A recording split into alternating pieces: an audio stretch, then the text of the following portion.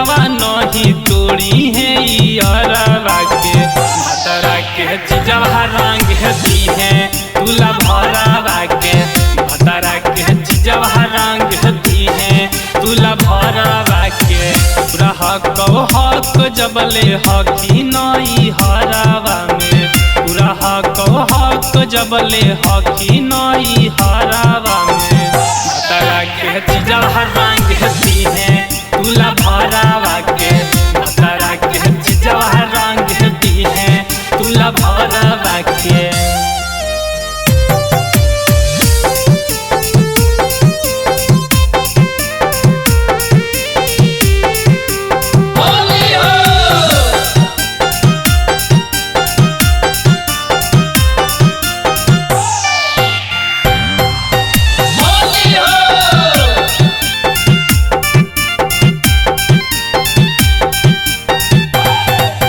जबले हकी कुमार के छौड़ी हम ही तोर मरदा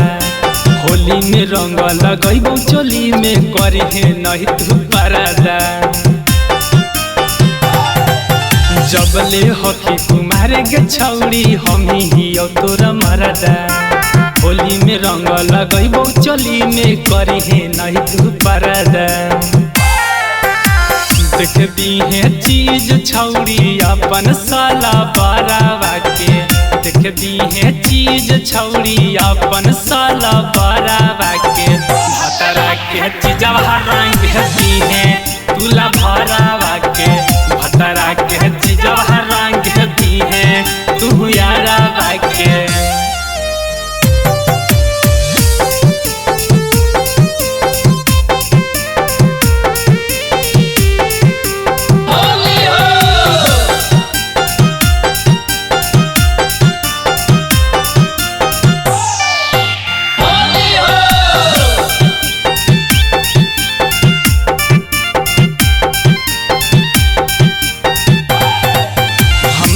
से न लजहा के छौड़ी नहीं शरमैहा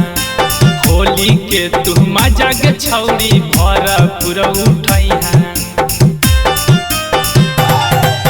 हमरा से न लजहा के छौड़ी नहीं शरमैहा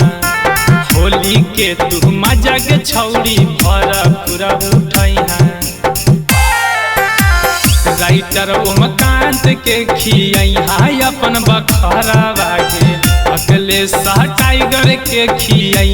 अपन बखरा